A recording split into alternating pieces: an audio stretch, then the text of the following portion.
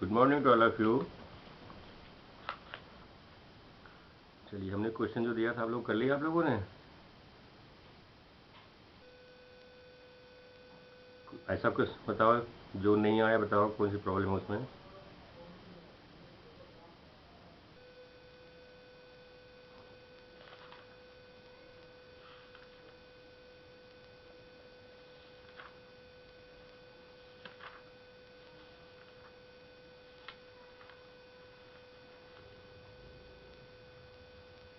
मैंने क्वेश्चन में सोल्यूशन भेजा था ना आपको, सोल्यूशन भी देख लीजिएगा। फिर अगर कोई समस्या होती है तो आप व्हाट्सएप करिए लिख के, ठीक है? तो बताता हूँ उसको, ठीक है? अब लास्ट में है इसमें नया एक है इसमें, विदेशी शाखा या फॉरेन ब्रांच। फॉरेन ब्रांच का, हाँ फॉरेन ब्रांच है, ठीक है? देखिए, जैसे व्यापार में वर्तमान समय की अवस्था को देखिए तो आपको पता लगेगा कि व्यापार इतना लोगों का बढ़ गया है कि व्यापार विदेशों तक लोगों ने अपना कर रखा। जैसे मान लीजिए एडिडास वगैरह कंपनी आप देखते हो, तो ये एडिडास वगैरह कंपनियां इंडिया के तो हैं नहीं, विदेशों की इंडिया में काम कर रही हैं। ऐसे ही बहुत सारी कंपनियां इंडिया की विदेशों में काम करती हैं, मतलब उनकी हेड ऑफिस यहाँ पर होती है और ये अपने ब्रांचेस को विभिन्न देशों में फैलाए रखती हैं, ठीक है ना?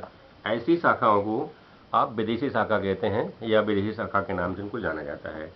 अब ये विदेशी शाखाओं के साथ जो काम करने के तरीके हैं, जैसे पहले सब शाखाएं इंडियंस या इंडिजीनियस शाखाएं काम करती थीं, वैसे ही फॉरेन ब्रांचेज भी काम करती। मीन्स जो नियम इंडिया की ब्रांचेस पर लगेगा वही नियम विदेशों की शाखाओं पर भी लगेगा।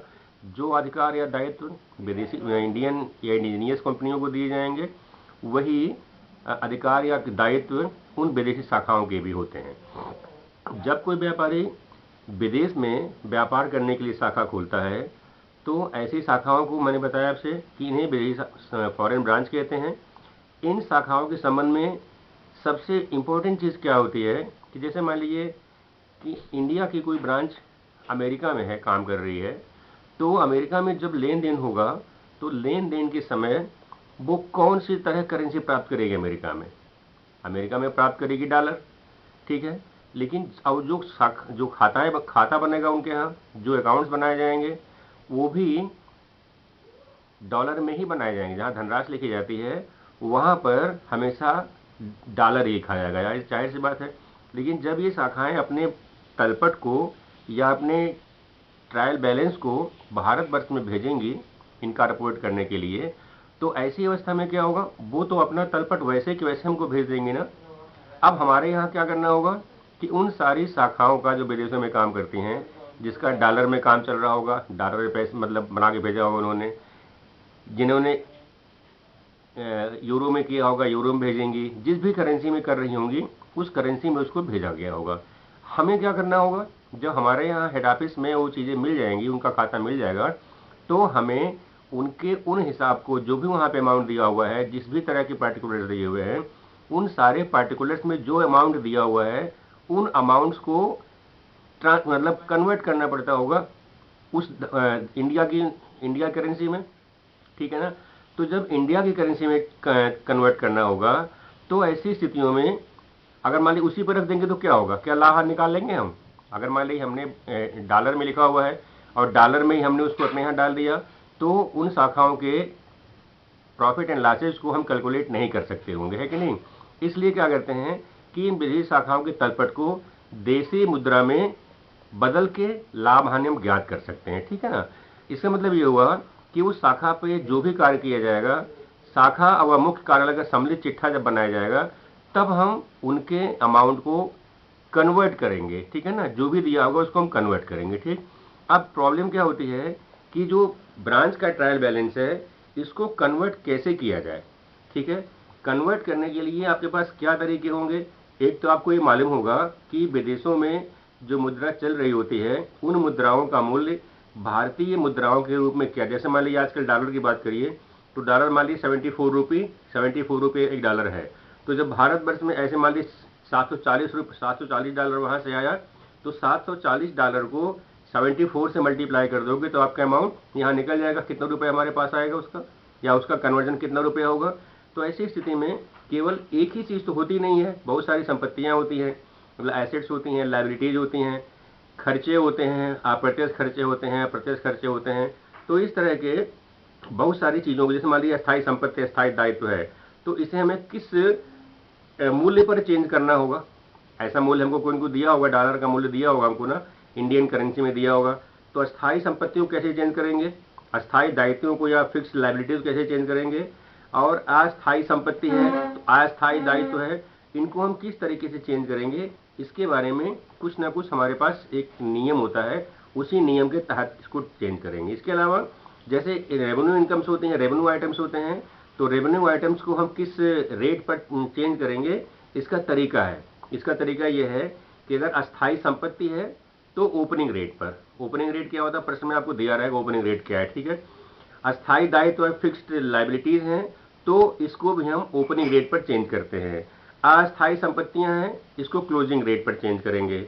अस्थायी दायित्व है या जो फिक्स नहीं है, नॉन फिक्स्ड लाइबिलिटीज हैं, इनको क्लोजिंग, मतलब अस्थायी संपत्ति एवं दायित्व दोनों को ओपनिंग रेट पर, अस्थायी संपत्ति एवं अस्थायी दायित्वों को क्लोजिंग रेट पर, और जितनी भी आयगत मदें होती हैं या रेवेन्यू आइटम्स होते हैं, उन सारे रेवेन्यू आइटम्स को आप सामान्य दर पर चेंज कर देते हैं, नॉर्मल रेट दिया रहेगा आपको, ठीक है। तो प्रश्न में जब देखेंगे आप, तो 3 तरीके के रेट देंगे, opening rate, closing rate and सामान्य दर, जिसको कहते हैं नॉर्मल रेट कहा जाता है, ठीक है ना। अस्थायी संपत्ति दायित्व को ओपनिंग रेट पर, अस्थायी संपत्ति और दायित्वों को क्लोजिंग रेट पर, और रेवेन्यू आइटम जितने भी होंगे उन्हें सामान्य दरों पर परिवर्तित करने की व्यवस्था दी हुई होती है, ठीक है। अब प्रश्न में आपको देखना है कि अस्थायी संपत्तियां कौन सी हैं या अस्थायी दायित्व कौन से हैं। तो अस्थायी संपत्तियां क्या थी, क्या कौन सी होती हैं, लैंड है, बिल्डिंग है, फर्नीचर वगैरह वगैरह है, इनको आप कहते हैं अस्थायी संपत्तियां, ठीक है ना। इन अस्थायी संपत्तियों को रूपांतरण किस दर पे किया जाएगा, जो उस समय थी जब की संपत्ति प्राप्त की गई थी। जब संपत्ति प्राप्त की गई होगी मतलब क्या होगा, उस समय में वो ओपनिंग की तरह से माना जाएगा या ओपनिंग रेट माना जाएगा वो, ठीक है।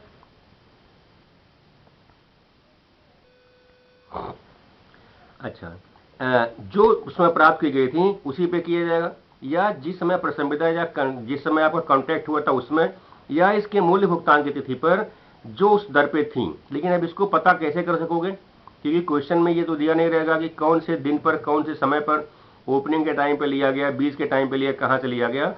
तो क्वेश्चन करने में थोड़ा सा कंफ्यूजन बहुत ज़्यादा होने लगता है। इसलिए क्या करते हैं, फिक्स एसेट्स को और फिक्स लाइबिलिटीज को ऑलवेज चेंज करते हैं ओपनिंग रेट पर, ठीक है। इस तरह से अस्थायी संपत्तियां अस्थायी दायित्व हुई, मैंने अभी आपको शुरू में बताया था कि इन्हें क्लोजिंग रेट पर चेंज करेंगे, क्योंकि जो नॉन फिक्स्ड एसेट लाइबिलिटीज हैं, उन non fixed assets and liabilities को चेंज करने के लिए हमें तरीका दिया हो अंतिम दर या क्लोजिंग रेट। इसलिए दिया हुआ है क्योंकि ये नहीं मालूम पड़ पाता हमको, क्योंकि हर जगह डेट नहीं दी हुई होती है कि किस समय खरीदा गया उसको, ठीक है ना। तो अस्थायी जितनी भी होंगी संपत्तियां दायित्व, उसको चेंज करने का तरीका है कि आप क्लोजिंग रेट प्रश्न में दिया रहेगा, तो आपको क्लोजिंग रेट से मल्टीप्लाई या डिवाइड करके आंसर निकालना पड़ता है, ठीक है। ये तो पता ही होगा आपको कि स्थायी संपत्ति क्या होती है, अस्थायी दायित्व क्या होते हैं।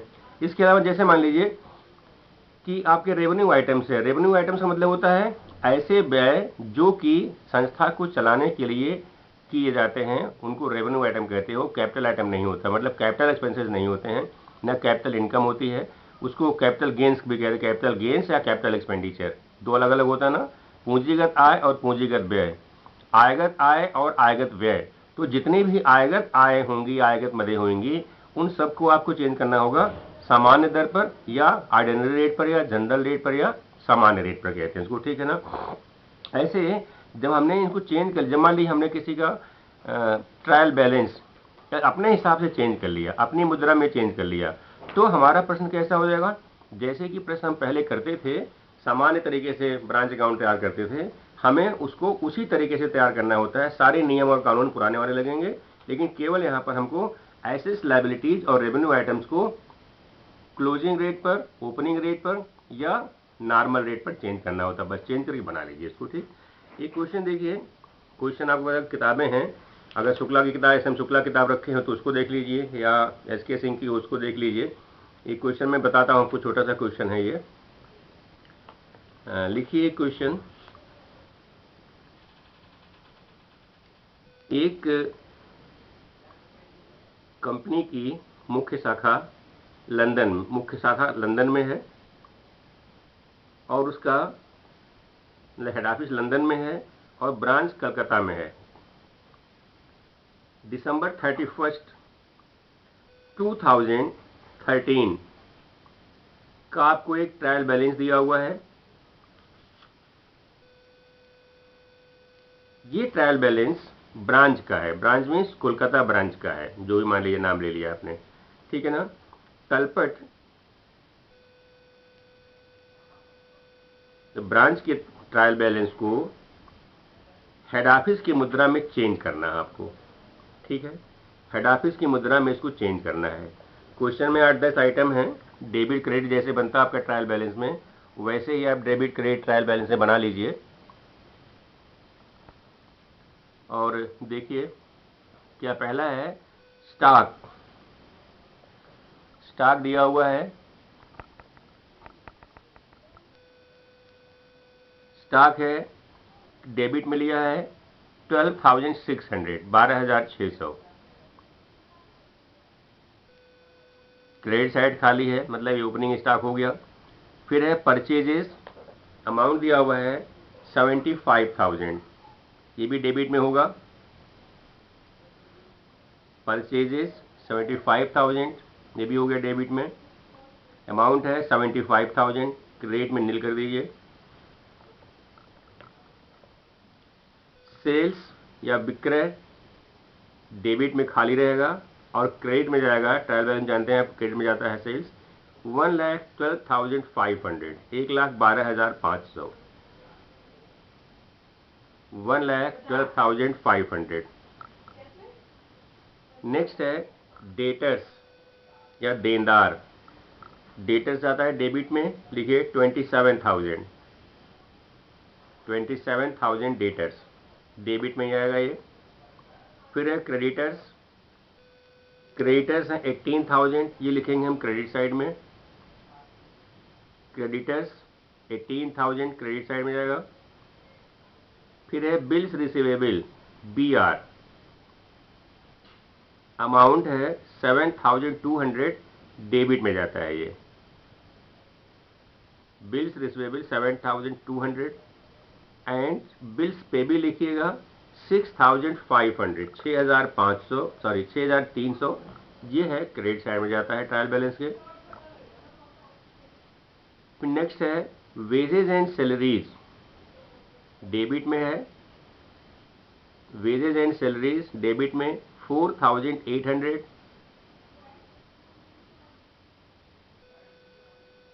नेक्स्ट इज डेबिट में रहेगा ना ये, वेजेज सैलरी डेबिट में आएगा। Rent rates and taxes 3,600, rent rates and taxes 3,600, ये भी डेबिट में रहेगा। सन्ड्री एक्सपेंसेस या sundry charges 1,500, 1,500, sundry charges 1,500। Next है फर्नीचर एंड फिक्चर्स, डेबिट में आएगा 5,000, एसेट है तो ये डेबिट में रहेगा ट्रायल बैलेंस के। Furniture and fixtures 5,000। Next is cash at bank, cash at bank debit में है 33,300, 33,300। नेक्स्ट है London account, London account debit में नहीं रहेगा कुछ, क्रेडिट में होगा 33,200, 33,200, ये है लंदन अकाउंट, डेबिट में नहीं होगा, ये क्रेडिट साइड में लिखेंगे आप। अब ट्रायल बैलेंस को जोड़ लीजिएगा, इनका जोड़ आएगा, जो जोड़ेंगे इसको सम आएगा 1,70,000 in debit and 1,70,000 in credit, ठीक है। ये तो ट्रायल बैलेंस हमको दिया हुआ है कलकत्ता ब्रांच का, मतलब ब्रांच का ट्रायल बैलेंस दिया हुआ है। हमें इसको रूपांतरित करना है हेड ऑफिस के जो मुद्रा होगी उसमें रूपांतरित कर देना है इसको, ठीक है ना। अब आगे आपको स्टेटमेंट दिए हुए हैं, ये स्टेटमेंट जरूर दिए होते हैं क्वेश्चंस में, क्योंकि ओपनिंग क्लोजिंग और जो रेट्स दिए हुए होते हैं वो आपको इसी में मिलेगा, ठीक है। चलिए देखिए, stock on December 31st 2013, stock at December 31st 2013 were rupees 22,500। Stock दिया हुआ आपको एडजस्टमेंट में, क्लोजिंग स्टॉक है December 31st 2013 का, अमाउंट है 22,500, ठीक है। आगे है ब्रांच, ब्रैकेट में लिखिएगा डेबिट बैलेंस या Kolkata branch debit balance, bracket में करिएगा डेबिट बैलेंस को, in London branch books, in London branch books was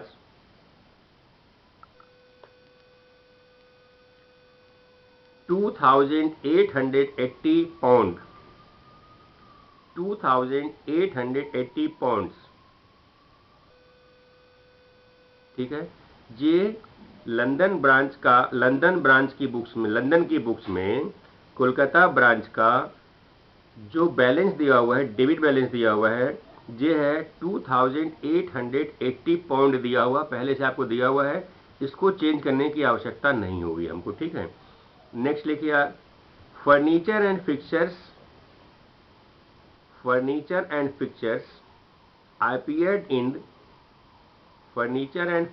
appeared in London books at 350 pound. Furniture और फिक्चर्स का अमाउंट दिया हुआ है लंदन की बुक्स में, मतलब हेड ऑफिस है ये, इसमें 350 पाउंड दिया हुआ है। तो क्योंकि आपको लंदन के खाते में चेंज करना है, इसलिए आपको इसे भी बदलने की आवश्यकता नहीं होगी। नेक्स्ट है the rate of exchange. It is very important to solve the question, because I told you that there must be conversion rate that should be given. अगर ये प्रश्न में नहीं है तो ये क्वेश्चन नहीं किया जा सकता है, इसलिए कन्वर्जन रेट को आपको हमेशा ध्यान रखना है, सबसे इंपॉर्टेंट यही होता है। तो लिखा हुआ the rate of exchange on 31st December 2012, December 31st को एक्सचेंज का रेट दिया हुआ है रुपीज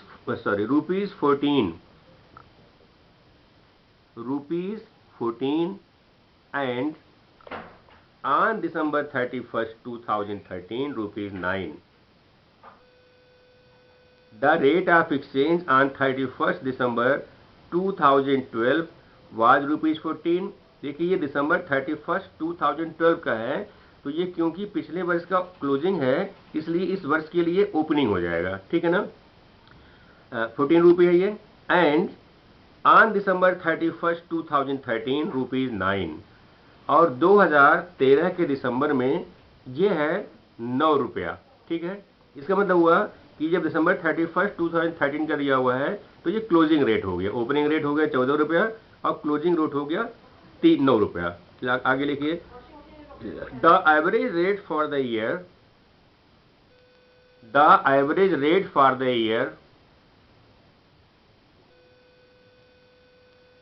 2013 was ₹12। जो एवरेज रेट, नॉर्मल रेट या जनरल रेट है वो दिया हुआ है 2013 का 12 रुपया, ₹12। Prepare trading and profit and loss account and balance sheet. Prepare trading and profit and loss account and balance sheet of the Kolkata branch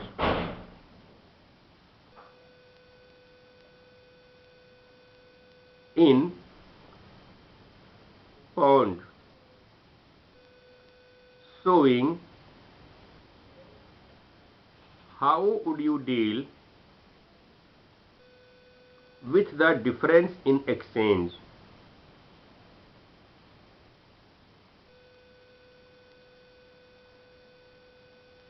Prepare trading and profit and loss account and balance sheet on of the Kolkata branch in pound, showing how would you deal with the difference in exchange.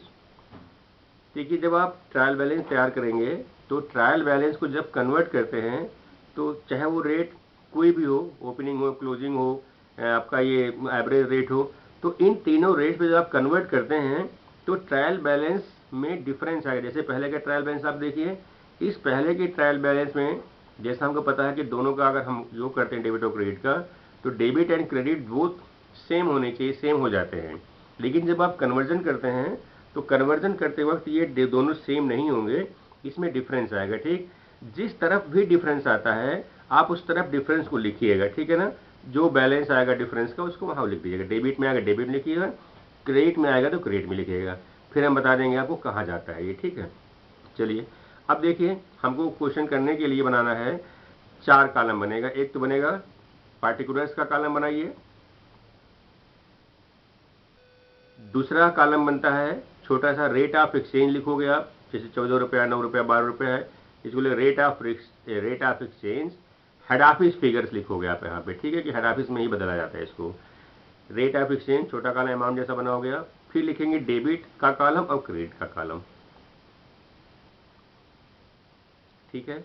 तो trial balance of Kolkata branch converted into head office currency, ये लिखा जाएगा as eight December 31, 2013। आपको year भी डालना है क्योंकि आप किस डेट पर चेंज कर रहे हैं उसी डेट को लेते हुए आपको कन्वर्जन के रेट को निर्धारित करना, मतलब कन्वर्जन रेट के आधार पर उसको चेंज करना पड़ता है, इसलिए वो डेट जरूर लिखा जाएगा कि किस डेट पे आप इस ट्रायल बैलेंस को कन्वर्ट कर रहे होते हैं, ठीक है ना।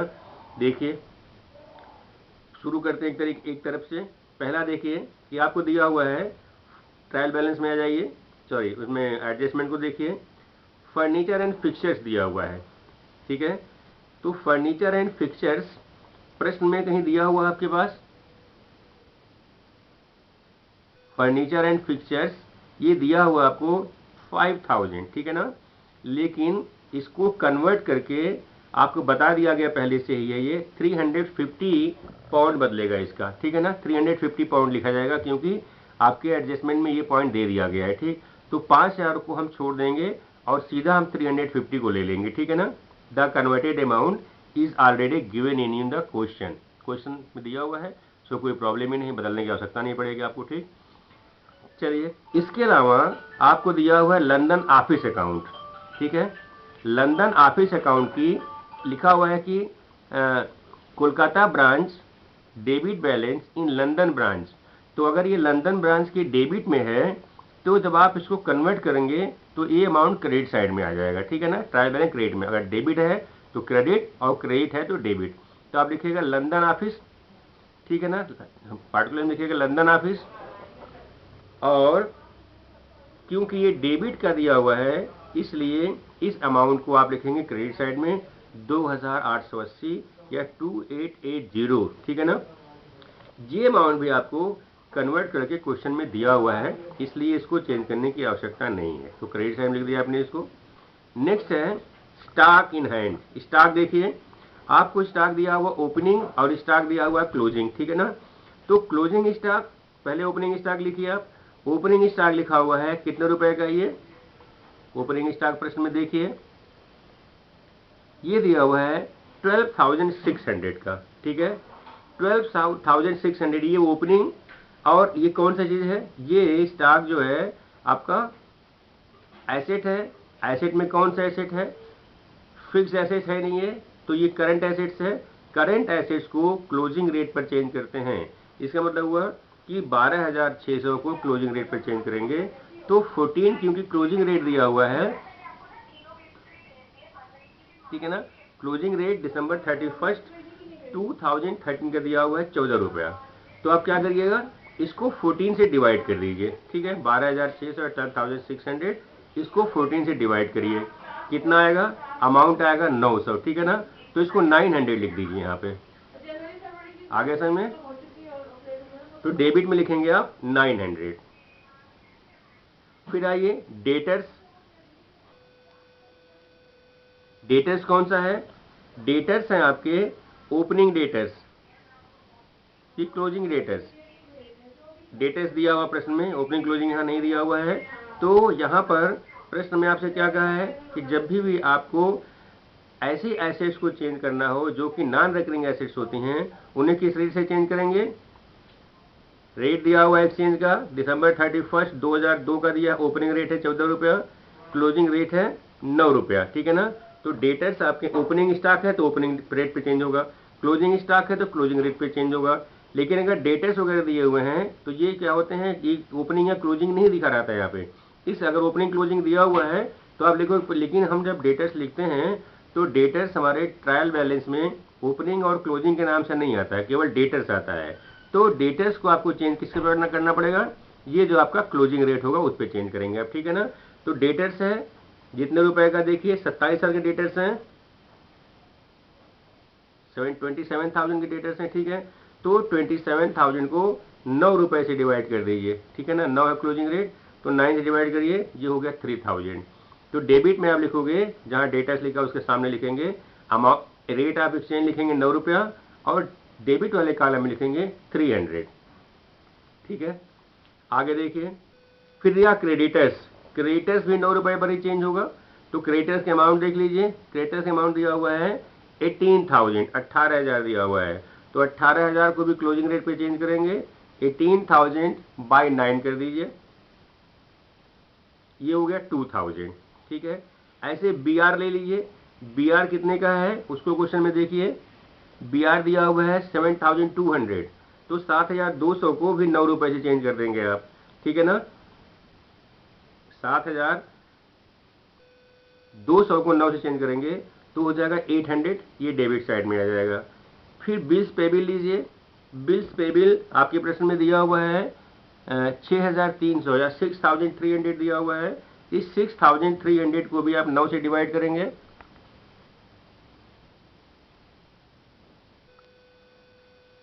ठीक है? 9 से डिवाइड कर दीजिए तो ये आएगा 700। फिर है cash at bank. Cash at bank भी आपका क्लोजिंग में आएगा, क्लोजिंग रेट चेंज होगा 9 रुपए से। तो कैश एट बैंक कितने रुपए है उसको देखिए, ये दिया हुआ है कैश एट बैंक, बैंक में रोकड़ दिया हुआ है 33,300। तो 33,300 को भी आप 9 से डिवाइड कर दीजिए, तो आंसर आएगा यहाँ पे डेबिट साइड में 3,700, ठीक है? फिर लीजिए परचेजेस। परचेजेस के अमाउंट ले लीजिए, परचेज कितना है 75,000। 75,000 किस पे बदलोगे आप? 75,000, क्योंकि ये ना तो एसेट्स है ना ही लाइबिलिटी है, और एसेट लाइबिलिटी में ना तो ये करंट एसेट्स है ना फिक्स्ड एसेट्स है, तो ये कौन सा होगा? ये रेवेन्यू आइटम होगा, इसलिए इसको एवरेज रेट पर चेंज करेंगे। एवरेज रेट प्रश्न में दिया हुआ है 12 रुपी। तो आप जितना भी आपके पास है, ये 75,000 का है, तो 75,000 को 12 से डिवाइड कर दीजिए, अमाउंट आएगा 6250, 6,250। कैलकुलेट करके देखिए, 6,250 आएगा। इस 6,250 को डेबिट साइड में लिखेंगे आप, ठीक है ना? जो जहां होगा वहीं लिखेंगे, मीन्स डेबिट। अगर मान लीजिए क्रेडिटर्स है, चेंज किया तो क्रेडिट में जाएगा, डेटर्स है तो डेबिट में आएगा, ओपनिंग स्टॉक है जो डेबिट में आएगा, परचेजेज है डेबिट में आएगा, सेल्स है क्रेडिट में आएगा, ठीक? इसका ध्यान रखिएगा आप। फिर है परचेजेज आपने चेंज कर दिया 12 रुपए के हिसाब से, तो 6250 इसका आंसर आएगा, वो डेबिट में लिखा जाएगा। फिर आइए सेल्स लिखिए। सेल्स आपके पास कितने रुपए की है? 1,12,500 की, 1,12,500। तो इसको आप भी चेंज करेंगे 12 रुपए पर ही, इसको चेंज करने पे आएगा 9375। देखिए, कैलकुलेट कर लीजिए, 9,375 आएगा, क्रेडिट साइड में लिखेंगे आप। फिर है wages and salaries. Wage and salary भी रेवेन्यू आइटम है, तो वेज एंड सैलरी को भी आप 12 से डिवाइड करेंगे। अमाउंट देखिए वेज एंड सैलरी का कितना रुपया है, वेज एंड सैलरी ये है अमाउंट आपका 3,600, 3,600। तो डिवाइड करिए 12 से, तो 400 आएगा, ठीक है ना? 40, हाँ 400 आएगा, ठीक है? जितना भी फिलहाल नोटिस कर देख लेंगे आप। रेंट एंड टैक्सेज है, ये 300 आएगा, डिवाइड करके देखेंगे आप, रेट एंड टैक्सेस 1500 है, 1200 से डिवाइड कर देंगे, ठीक है ना, तो 125 आ जाएगा salary charges. Rent and rates आएगा 300, वेजेज एंड सैलरी आएगा 400। इसके अलावा इसको जोड़ी, अब ऐसी कोई चीज़ बची यहाँ पे, देखिए डेबिट साइड में आ गया 350, 900, 3000, 800, 3700, 6250, 400, 300 एंड 125। तो ये सारे के सारे अमाउंट आपके पास डेबिट में आ गए। क्रेडिट में आएगा आपके पास लंदन ऑफिस अकाउंट 2880, इसके अलावा क्रेडिटर्स आएगा 2000 अमाउंट होगा। फिर है बिल्स पेबिल 700 आएगा, सेल्स आएगा 9375, इनको जोड़ लीजिए, ठीक। जोड़ने के पश्चात डेबिट का जो जोड़ आएगा वो आएगा 15,825, 15,825 डेबिट में आएगा। और क्रेडिट को जोड़िएगा तो ये आपको डिफरेंस दिखाएगा, ठीक है ना। कितने का डिफरेंस आएगा लिख लीजिए पार्टिकुलर्स में, difference in exchange, difference in exchange. देखिए डेबिट में जो आएगा नहीं, क्रेडिट साइड कम पड़ रहा है, तो 870 लिखे क्रेडिट साइड में, 870 लिखेंगे क्रेडिट में। इस तरीके से हमारा ये क्वेश्चन का जो conversion into head office currency था ये पूरा हो गया। दोनों डेबिट और क्रेडिट का जोड़ हो गया 15,825, 15,825, ठीक है ना। लेकिन 870 जो डिफरेंस इन एक्सचेंज आया है उसे आपने क्रेडिट साइड में लिखा हुआ है, ठीक है ना। तो इस तरीके से आपका ये क्वेश्चन तैयार हो गया, ठीक है ना। अब एक्सचेंज फ्लक्चुएशन देखिए, अगर एक्सचेंज फ्लक्चुएशन या डिफरेंस इन एक्सचेंज क्रेडिट में आता है तो बैलेंस शीट में हम उसे लायबिलिटी में दिखाते हैं। अगर यही difference in exchange trial balance रूपांतरित करते वक्त डेबिट में आएगा तो इसको हम एसेट मानेंगे, इसको एसेट टाइप रख दिया जाएगा, ठीक है ना। अब क्वेश्चन जब करा जाएगा तो क्वेश्चन करने में क्या करना है, आपको बनाना है trading and profit and loss account, ठीक है ना। इन कोलकाता ब्रांच बुक्स, कोलकाता की ब्रांच की बुक्स में ट्रेडिंग बनाना है, प्रॉफिट लॉस अकाउंट बनाना है। तो क्या बनाना है, in the for the year 31 दिसंबर 2030 लिख देंगे आप। ओपनिंग स्टॉक लिखेंगे, जो नया नया आया उसको लिखेंगे आप, ओपनिंग स्टॉक कन्वर्जन रेट पे 900, परचेजेज आया हुआ है 6250, वेजेज है एंड सैलरीज है 400, ठीक है ना। ये हो गया ट्रेडिंग अकाउंट में।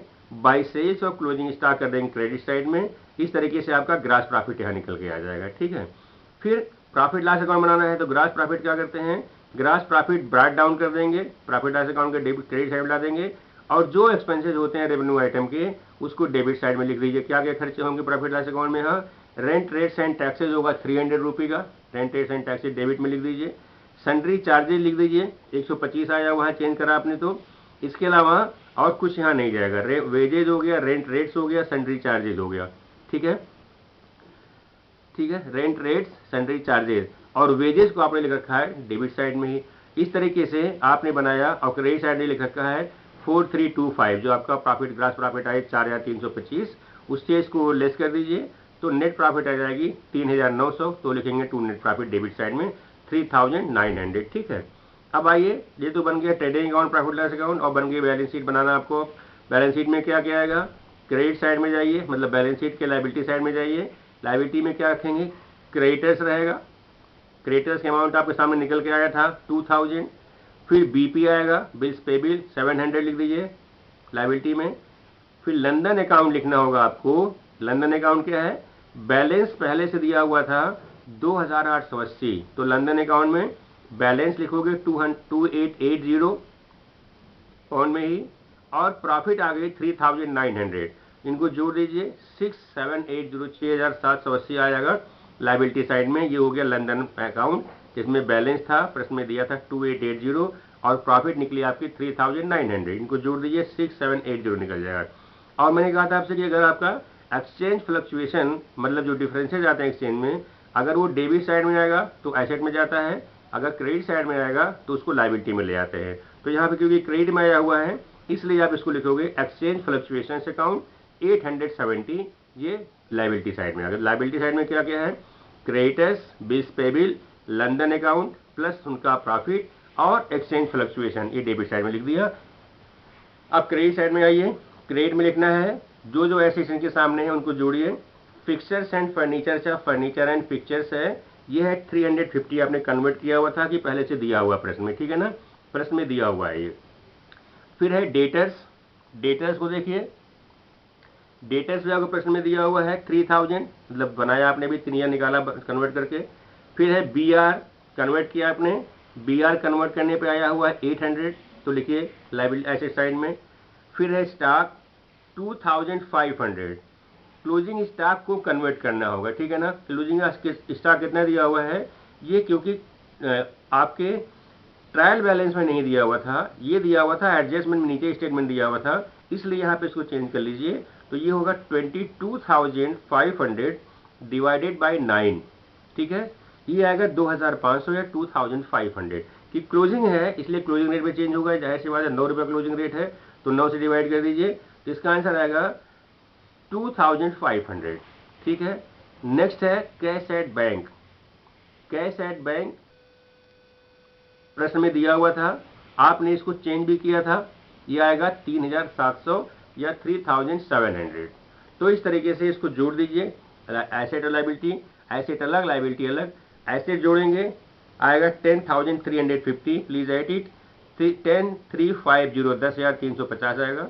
और ऐसे लाइबिलिटी को आप ऐड करेंगे तो लाइबिलिटी का अमाउंट आएगा 10,350 या 10,350। क्लियर। तो इस तरीके से हम, जब हमको फॉरेन ब्रांच के क्वेश्चन दिए जाएं, तो फॉरेन ब्रांच के क्वेश्चन को करने में सबसे पहले आपको जिस देश की मुद्रा में उसको बदलना हो, उस देश की मुद्रा दी रहेगी। उस देश की मुद्रा के 3 वैल्यूज दिए हुए होते हैं, एक दिया होता है ओपनिंग रेट, क्लोजिंग रेट, और दूसरा दिया होता है एवरेज रेट। तो फिक्स एसेट्स, फिक्स लायबिलिटीज देखते हैं, करंट एसेट, करंट लायबिलिटीज देखते हैं, और साथ में रेवेन्यू आइटम देखते हैं। तो जो रेवेन्यू आइटम होगा वो ओपनिंग, वो क्लोजिंग एवरेज रेट पर, जो क्लोजिंग अस्थायी संपत्तियां, अस्थायी दायित्व होते हैं वो क्लोजिंग रेट पर, और fix assets and fix liabilities opening rate पर चेंज कर देते हैं। उसके हिसाब से हम नया बनाते हैं, नया बना लेते हैं ट्रायल बैलेंस। ट्रायल बैलेंस बनाते वक्त देखते हैं, अगर ट्रायल बैलेंस में कन्वर्जन के पश्चात डेबिट का अमाउंट जोड़िए, क्रेडिट का अमाउंट जोड़िए, जिस तरफ बैलेंस आता है उसके अपोजिट साइड में आप उतना धनराशि रखेंगे। अगर डेबिट में आया तो डेबिट में बैलेंस रखिए, क्रेडिट में आया तो क्रेडिट बैलेंस रख दीजिए। और जिस तरफ भी बैलेंस, ध्यान रखिएगा इसका कि जब आप बैलेंस शीट तैयार करते हैं तो अगर ट्रायल बैलेंस में फ्लक्चुएशन डेबिट में आया है तो एसेट माना जाएगा, क्रेडिट में आया है तो लायबिलिटी माना जाएगा, ठीक। और जो कुछ भी आपके पास क्वेश्चन में एसेट लायबिलिटी दी होती हैं उसको ध्यान रखिए। ट्रेडिंग प्रॉफिट लॉस अकाउंट जैसे पहले बनता था वैसे ही बनेगा, ठीक है ना। जहाँ जहाँ जो आइटम जाते तो वैसे ही जाएंगे। फिर बैलेंस शीट देख लीजिएगा, बैलेंस शीट में उठा कर रख दीजिए। जो लंदन अकाउंट है, ये लंदन अकाउंट अगर दिया हो, मतलब कि हेड ऑफिस का अकाउंट दिया हुआ है, तो यहाँ क्रेडिट दे रखा था, इसलिए आपने 2880 इनके लायबिलिटी में रखा और प्लस प्रॉफिट जोड़ दिया, मतलब तो दोनों जोड़ के निकालिए। इस तरीके से आपका ये फॉरेन ब्रांच तैयार हो जाती है। सिंपल सा क्वेश्चन था ये। ऐसे ही क्वेश्चन एक आपको और भेज दूंगा, इसको कर लीजिएगा फॉरेन ब्रांच को, तो आपका फॉरेन ब्रांच पूरा हो जाएगा, ठीक। हमने इसके पहले आपको ब्रांच अकाउंट क्लास में पढ़ाया हुआ है, अगर आप चाहेंगे तो मैंने पढ़ाया हुआ है डिपार्टमेंटल अकाउंटिंग। अगर डिपार्टमेंटल अकाउंट चाहोगे तो हम बता देंगे एक बार, थोड़ा सा सिंपल सा क्वेश्चन आएगा, उसमें केवल एलोकेशन ऑफ एक्सपेंसेस के क्वेश्चन आते हैं, छोटे क्वेश्चन होते हैं, वो तैयार करवा देंगे, ठीक। मैं आपको क्वेश्चन भी भेजूंगा थोड़ी देर में। तो एक क्वेश्चन ये बताया मैंने आपको, एक क्वेश्चन और एक्स्ट्रा भेज देंगे आपको। इस तरीके से आपका ये ब्रांच अकाउंट हमने आज फिनिश कर दिया, ठीक है। कोई प्रॉब्लम बताइए क्वेश्चन में। हेलो, क्वेश्चन करने में या कुछ समझने में कोई प्रॉब्लम हो तो अभी पूछिए। आवाज आ रही मेरी आप लोगों को? It is all for today, ठीक।